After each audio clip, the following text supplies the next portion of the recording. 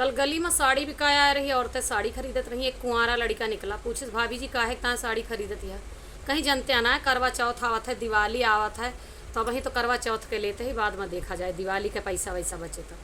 कहीं हम ना समझित कि तोहरे सभे शादीशुदा औरतें का चाहत हूँ कि मोहल्ला में कोई कुंवारा ना रहा या कहूँ जाए कूद का फांद के मर जाए।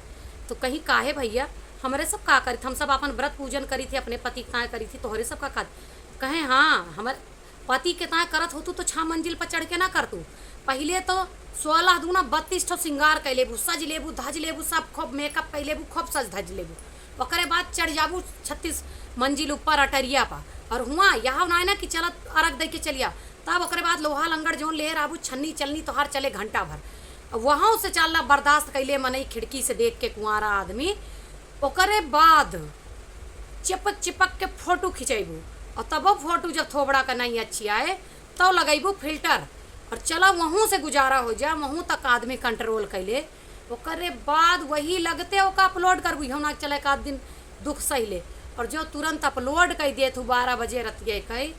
तो एक बात बतावा, एक कुंवारा लोग सोवे ना आधी रात की कहाँ से दुल्हन लेके चलावे, आधी रात की कहाँ से ब्याह कैले। कहीं बड़ा दर्द भरा है तुम्हारे तो हम ना जानते भैया ना ये सना